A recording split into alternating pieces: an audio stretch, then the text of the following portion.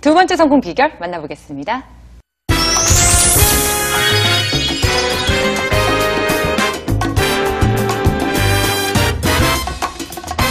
60년.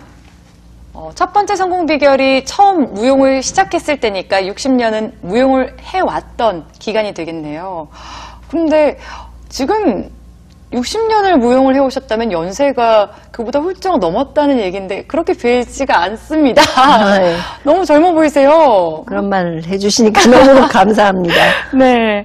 같이 활동하던 분들 중에 지금도 무대에 서 계시는 분들 혹시 있을까요? 예, 되게 이제 한국 무용 같은 경우는 끝까지 하시는데 외국 무용 경우는 좀 60 가까이 되면 좀 힘드시죠. 네. 예. 근데 또 그 힘든 부분은 몸만 힘든 건 아니고요.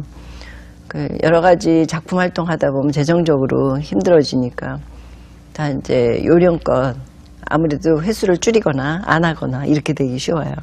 예. 굉장히 오랜 시간 동안 현역으로 무용을 하고 계신데요. 그만큼 표현하고 싶은 게 참 많다. 뭐 이런 건가요? 표현하고 싶다는 그 욕구는 제가 말로보다 글로보다는 몸으로 이 공간에 디자인한다고 생각하면 그게 춤이거든요. 네. 그래서 무대에서 작품을 보여줌으로 해서 제가 하고 싶은 얘기를 전달하는 거죠, 관객한테. 그것이 제가 끝까지 하고 싶은 바로 그 포인트가 거기에 있는데요. 네. 그러니까 몸으로 공간에 디자인하는 것, 그 작업을 계속하는 거예요. 예. 교수님의 무용이나 춤의 정의는 몸으로 공간을 디자인하는 거. 그렇죠. 춤에 대한... 일상적인 것까지도 춤이 될 수 있다. 네. 그러니까 우리가 그 사회에 얘기하고 싶은 거, 또 친구한테 얘기하고 싶은 거, 주변에 뭐 힘든 일부터 기쁜 일까지 네. 사건 사고도 많잖아요. 그런 것들이 다 그 작품의 소재가 되는 거예요. 그러니까 짧은 작품부터 긴 작품까지.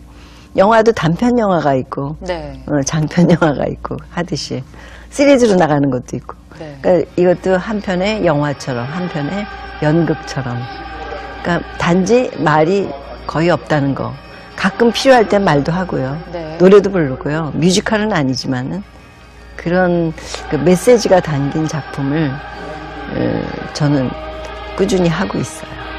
춤에 대한 열정이 굉장히 많으신 것 같은데 아직도 무대에 오르면 그렇게 설레고 즐겁고 마냥 좋기만 하신가요? 무대에 등장하기 전에는 정말 후회 많이 하죠. 또 이거 일을 저질렀구나 하고. 그런데 사실은 그 무대에 1분을 서 있든 1시간을 있든 운동량이라고 그러죠. 네. 우리가 연습해야 될 부분은 정말 많은 연습을 해야만 돼요. 근데 그 마음가짐도 중요하고 나오기 전에 객석이 딱 보이는 순간 결국은 그 작품의 주인공이 되는 거죠. 작품의 일부분이 되는 거고 자기를 버리고. 근데 그 직전까지는 너무나 떨리고 힘들어요. 한 작품을 준비하는데 보통 얼마나 기간이 걸리나요? 보통 이제 3개월에서 6개월 준비한 것도 있고 1년 준비한 것도 있었고요. 짧다고 해서 짧은 기간이 아니고요. 네. 긴 작품이라고 해서 꼭 길게 준비하는 건 아닙니다.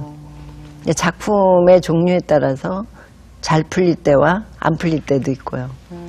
보통 저는 6개월 정도 준비를 합니다. 1년 준비한 것도 꽤 많아요. 네. 무대에 오르기 직전에는 내가 왜 이걸 한다고 했지 하고 후회드는 순간도 있다고 하셨는데 그래도 포기할 수 없는 그 공연의 매력이 뭘까요 대체? 임산모가 다시는 나 아기를 낳지 않겠다. 뭐 그런 얘기들 많이 하시는데 똑같은 네. 거예요. 그러니까 중독이 됐다고 그럴까요? 그 매력에 빠져드는 거죠. 안 하면은 살 수 없다 하는 생각을 점점 많이 하게 되는데 공연이 끝나기도 전에 그 다음 공연을 생각하고 있고 준비하고 있어요. 네. 지금 임산모 얘기가 나와서 말인데요. 들리는 소문에 의하면 아이 낳기 직전, 전날까지 무대에 오르셨다고 들었습니다. 네, 정말 어른들은 그 아기에 대해서 굉장히 조심조심 하시는데 사실은 그 직전까지도 움직이고 네. 온갖 거 다 해도 아무 문제가 없더라고요. 그래요? 저는 체질이 타고났나 봐요. 아이도 건강하게 출산하셨죠. 그러니까 건강하게 출산했고요. 현대무용이기 때문에 그 작품에 맞춰서 안무를 하잖아요. 네. 그러니까 뭐 배가 불러도 또 뭐 해도 어떤 사건이 있어도 얼마든지 그 주제에 맞춰서 작품을 만들어 가니까 누구든지 다 할 수 있죠. 산후조리도 무용과 함께. 그렇죠. 얼마든지 맞춤형으로 네. 할 수 있는 것 같아요. 이렇게나 좋아하던 무용을 그만둘 뻔한 위기가 있었다고 들었습니다. 아, 네. 제가 고관절 수술을 했는데 2003년에 했으니까 지금 한 10년 돼가는 것 같아요. 10년 전에. 네. 그 고관절 수술하기 직전에 거의 오랫동안 통증이 있었지만은 우리 무용가들은 웬만한 통증 갖고는 잘 참아요. 의뢰 통증이 있으니까 네. 그걸 즐겨요. 많이 즐기면서 그 통증과 함께 춤을 추죠. 근데 이제 참을 수 없는 순간이 왔어요. 그 당시에.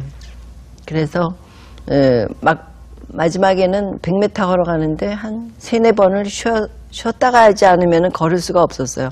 그러니까 길을 건널 때도 이 파란불이 있을 때 건너가야 되는데 네.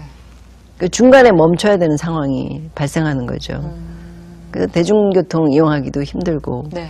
그런 상황이었어요. 그래서 수술을 하게 됐는데 정말 끝이구나. 이제 무용 인생 끝났다. 네.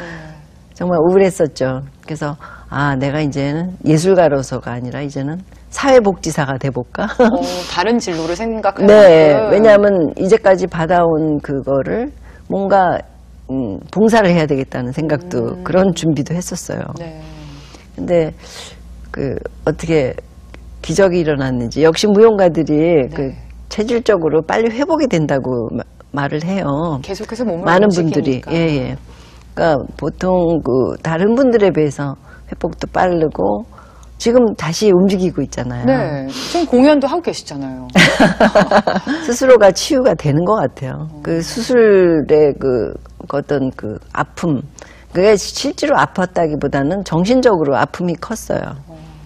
그런데 그걸 다시 오뚜기처럼 일어나서 할 수 있다는 건 역시 어렸을 때부터 쭉 예술 교육, 예능 교육 이런 것들을 끊임없이 해왔던 것이 뒷받침이 됐다고 할까요? 그러니까 정신적으로 굉장히 강인해요. 그 강인한 거를 어머니께서 키워주신 거죠. 네. 정신력이 그 신체의 아픔도 딛고 일어설 수 있었던 그랬던 것 같아요. 원동력이 됐네요. 정말 이쯤 되면 못 말리는 무용사랑이 아닐 수가 없는데요. 그런 애정이 있었기에 지금도 또 박명숙 교수님이 이 자리에 있는 게 아닐까 싶습니다. 자, 마지막 성공 비결 만나보겠습니다.